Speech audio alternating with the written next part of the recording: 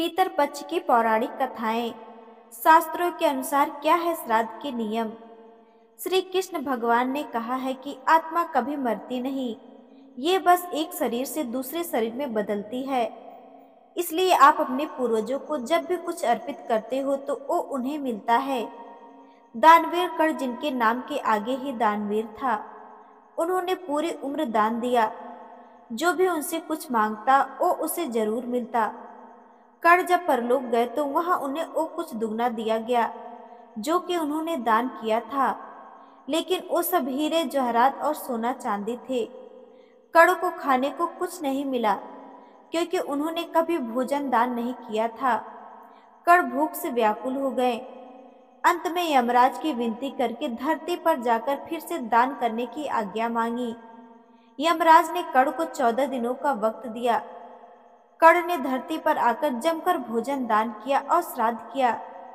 जब कर्ण परलोक वापस आया तो उसके पास खाना पहुंच चुका था। इसलिए हिंदुओं में भोजन दान करना बहुत शुभ माना गया है। श्राद्धों के दौरान तो गरीबों को भोजन खिलाना ही चाहिए। इसके जरिए हमारे पूर्वजों को सीधे ये पहुंच जाता है। कहा जाता है कि इन दिनों यमराज की आज्ञा से आत्माएं जमीन पर आती हैं और अपने वंशजों की ओर से अर्पित किए गए भोजन का भोग करती है। एक बार की बात है, दो भाई थे, जोके और भूखे।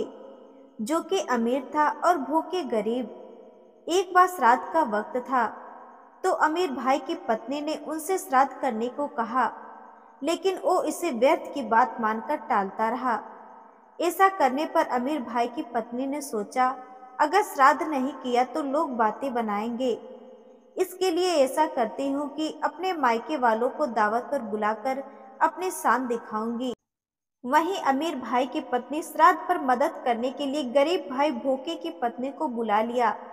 श्राद्ध का दिन आया तो भोके की पत्नी पूरा दिन काम पर लगी रही।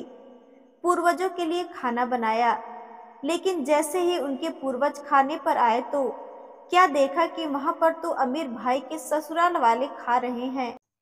पितर निराश हो गए तो वो गरीब भोके के घर गए तो वहां क्या देखा कि पितरों के नाम पर अगियारी दी हुई है। पितरों ने उनकी राख चाटी और भूखे ही चले गए। सबने आपस में बातें की और कहा कि अगर भूखे अमीर होता तो उन्हें भूखा नहीं रहना पड़ता। पितरों को उस पर दया आई और उन्होंने कहा कि भूखे के घर धन आ जाए। शाम हो गई, गरीब भूखे के बच्चे खाना मांगने लगे, लेकिन उनके घर में कुछ नहीं था। भोके की पत्नी ने बच्चों को टालने के लिए झूठ ही कह दिया कि बाहर हौदी के नीचे खाना तो है, खा लो। बच्चे जब वहां गए तो देखा कि हौदी मोहरों से भरी हुई है। दौड़े दौड़े बच्चे माँ के पास पहुंचे और सारी बात बताई।